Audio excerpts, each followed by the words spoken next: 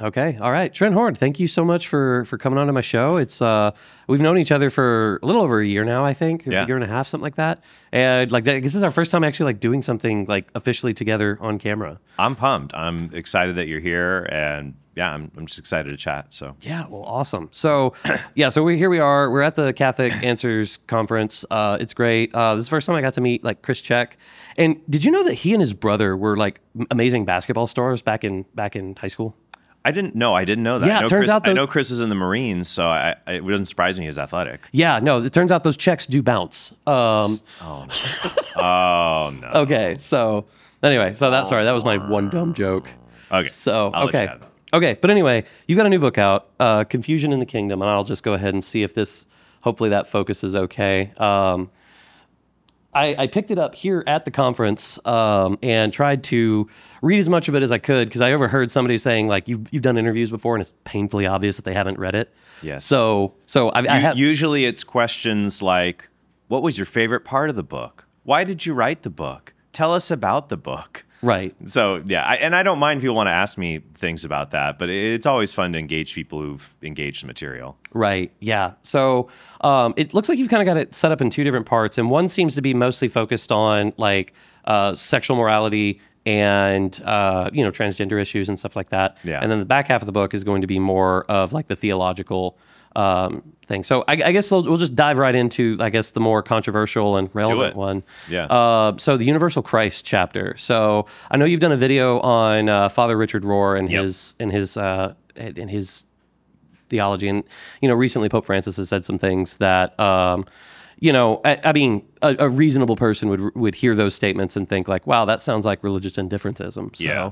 right. So I guess why don't you just kind of like unpack that a little bit for us? Yeah, well, I would say my biggest complaint with Father Richard Rohr is that his statements can be easily interpreted to be heterodox or heretical. Okay. His idea that when he talks about Jesus, he talks about Jesus and Christ as if they are two different persons, that we need to focus on Christ more than Jesus. So that's my concern. And then his idea that there are really two incarnations. When God created the world, that's kind of an incarnation, which sounds like pantheism. Right. So he has things that sound like Nestorianism in the book when he speaks about Jesus and Christ as if they're two different persons. Yeah. And then the whole incarnation, it's not the incarnation, it's the second incarnation. And it just really upsets me to see, look, it's understandable how sometimes in theology when you deal with theology with very complicated issues like processions in the Trinity or very precise issues in Christology, I could understand where someone might misunderstand a technical element. But to write about something basic in a way that people can easily stumble into heresy it's just inexcusable. Yeah. And so what defenders will say is, well, if you read Rohr this way, or if you read it this way, it's orthodox. But you have to really strain your eyes to see it that way when a priest or a theologian should be writing so that it takes effort to get to heresy, not just casual reading. Yeah. No, and I've seen some. I've been unfortunately spending a lot more time on X, formerly known as Twitter. And, I see sometimes that people just try to be inflammatory and whatnot. So I recently saw a friend of mine posted like, Mary is deserving of our worship, which there is a way that's correct. Yeah. If you take worship to mean give someone their worthship. Exactly. Like you tell a judge your honor. You recognize his worth as a civil magistrate. Exactly. But what is a Protestant when they simply read that? What does that mean to them? And what they're doing, I've noticed this more of like I don't know, it's new. It's a 2020s thing, a Gen Z or Gen Alpha thing of just now really wanting to kind of troll the other side. Right. I'm like, stop. I just feel like Michael Jordan. Stop it. Get some help. Yeah. Well, I mean, and one thing that I've been focusing on a lot is, in Galatians, whenever it talks about the difference between the fruits of the Spirit and the works of the flesh, anger is mentioned as one of the works of the flesh. Yeah. So if all you're doing is trying to make the other side angry, congratulations, like you've succeeded in doing the thing that the Bible like says will lead you to damnation. So right. Yeah. But back to Father Rohr's book. One thing that you mentioned in there is all the endorsements that it had, and I immediately thought of Peter Kraft has a test, and he outlines its details in his book before I go. It's called the Oprah Piss Test. And basically, if the book you write doesn't piss off Oprah, it's not worth writing. So the fact that it was endorsed by Oprah. Yeah, even worse. Yeah. That if it is something that Oprah likes, you've got problems. You have failed miserably. Yeah, so. Oprah, Bono, reading through like this. Theologically, those aren't the people that I want to hear from is explaining who Jesus is. Yeah, when the imprimatur is signed off by Oprah Winfrey or Bono, it's just like, that's more. It's fine to write something that is theologically sound that can excite a non-religious person about Jesus. But but honestly, if there is something like that, it's just very hard because I think a lot of these celebrities want something that deep down they know undermines who the real Jesus is, even if they don't know it. Yeah, no, when you said like write something that excites somebody who isn't a Christian, two things came to mind. One, J.R.R. Tolkien's Lord of the Rings, of course, and then the other one was the Spiritual Exercises of St. Ignatius of Loyola. Andrew Garfield once was talking about whenever he was filming the movie Silence, in which he plays a Jesuit priest. Awful movie, horrible. Don't recommend it. But he says like That's because Liam. I enjoy Liam Neeson is also in that. He plays the priest that's the apostate they're trying to find. And it's about the Japanese martyred priests. And it's so fun. I mean, obviously I like a lot of Liam Neeson. I mean, Taken's was a favorite movie growing up. I don't know who you are, but I will find you. I'll find you, and I will kill you. Yeah. But then I do think, I don't know if it's him or just what he happens to be cast in, but he does seem to have kind of he campaigned for abortion in Ireland. He has an anti-religious streak. In the movie The Grey, it's basically promotes atheism. Like he's like praying to God for help. The Grey, and I was also really mad. Huge bait and switch. The Grey is about a bunch of guys who get shot down in Alaska. They're like these Alaskan oil driller guys, or whatever. And he's the guy who like hunts the wolves to protect them. Then they get shot down, and they're like stuck in the wilderness, and these wolves are like hunting them. And in the trailers, there was a scene where Liam Neeson is charging at the wolves with like glass shards as like brass knuckles. And I'm like, yes, Liam Neeson's going to fight a wolf. And that's actually the last scene of the movie, and he doesn't fight the wolf. But in the movie, and like he tries to pray to God, and then at the end he's just like, no one's coming to help, and it's just like I do think so. He was in Silence, so I just wonder if there's that poisonous element in him. But you said Andrew Garfield though was in it, and he was reading from St. Ignatius. Yes, and he said that going through the Spiritual Exercise of St. Ignatius of Loyola just made him deeply fall in love with the person who is Jesus Christ. That's beautiful. I love that. That's so good. I mean, I don't think he became a Christian. But then it's like, are people saying that when they read Richard Rohr's book, The Universal Christ? Yeah. That's not what I'm hearing. That's not what I hear. I hear people have a greater consciousness of Christ, of who Christ in the universe, and my bookshelf is Christ, my dog is Christ. Like, come on, man. Come on. Give me a break. Yeah. Give me a break. Give me a break. Yeah. So, okay, so let's get back to the part of the book that's going to get me demonetized, because Yeah, right. Yeah, so I didn't realize how many priests were actually advocating for like some of the LGBT issues and whatnot, because I mean, I live in Steubenville. It's a bubble. Yeah. Everybody, like even our liberals are, really solid. Yeah, right. So, and I don't understand how somebody can try to argue for like that gay marriage is natural. So what are some of the things that you've noticed on that? Well, what I've noticed within the Catholic Church, I think that it tends to be priests who want to walk all the way up to the line, but not cross over it. So they'll use language like, we need to celebrate LGBT members of the church, celebrate their contributions, to treat, and while the persons should be celebrated, to treat this aspect of their person, this disordered desire and attraction, as a good thing to celebrate and make an identity out of.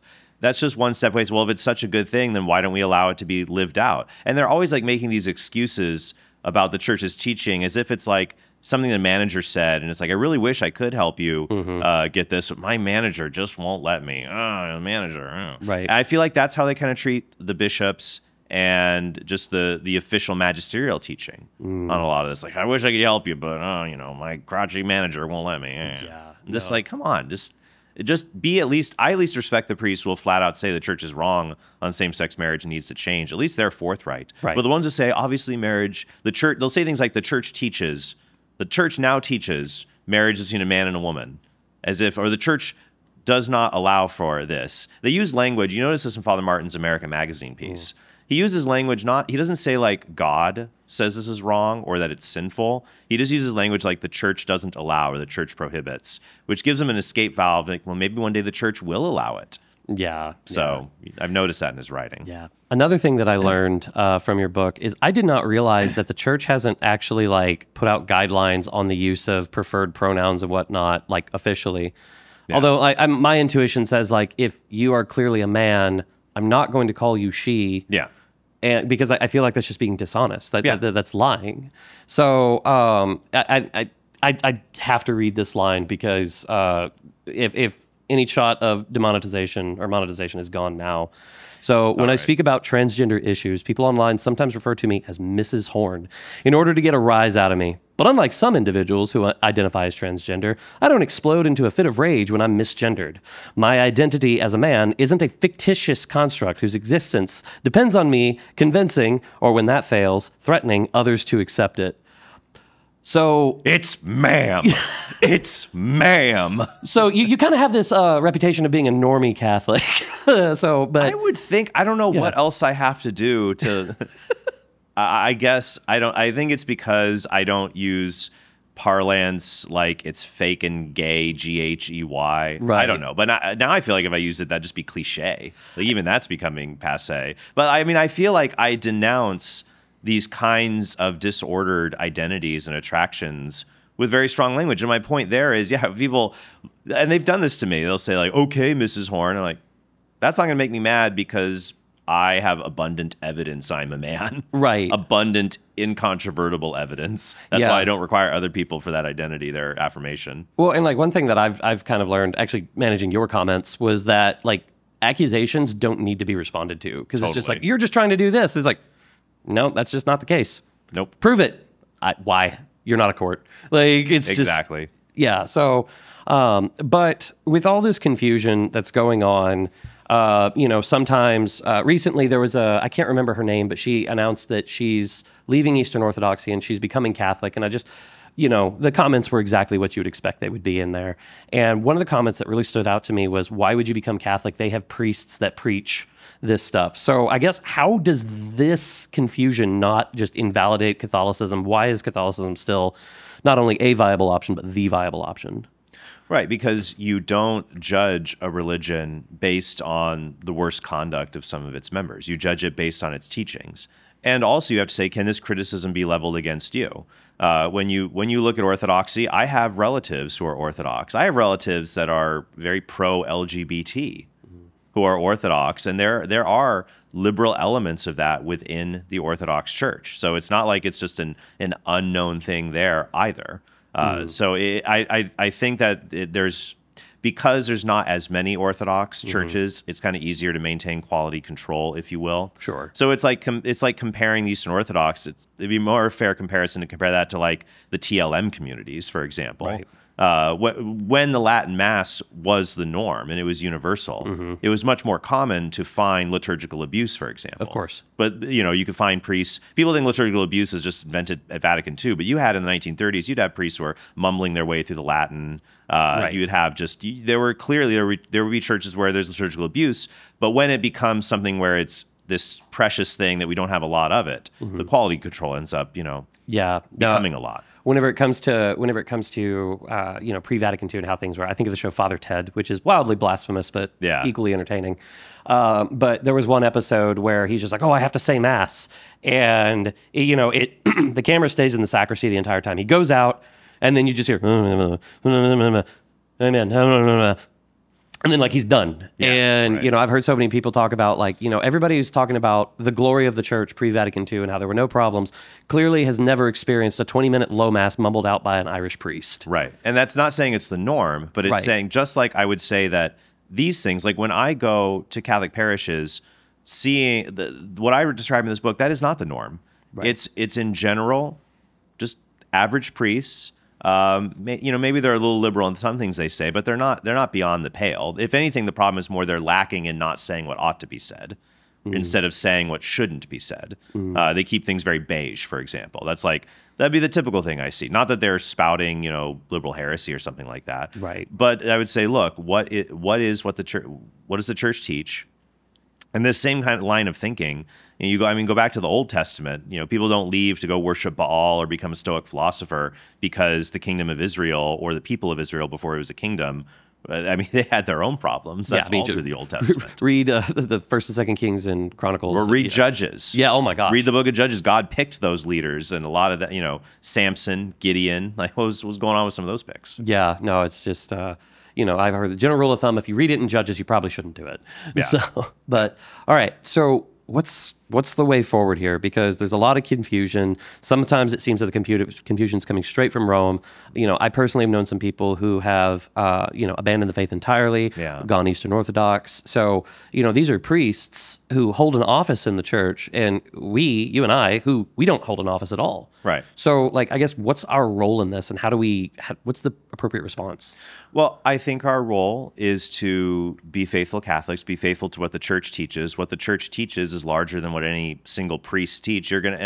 With thousands of priests in the world, you're going to have people who, some of them spout heresy. Imagine if you just left the church. Arius was a priest. Right. Are you going to look at what priests are doing during the Arian crisis? No, you stay faithful to the church, faithful to the church, the successors of the apostles, and the one that provides unity to all of them is the Bishop of Rome, the Pope.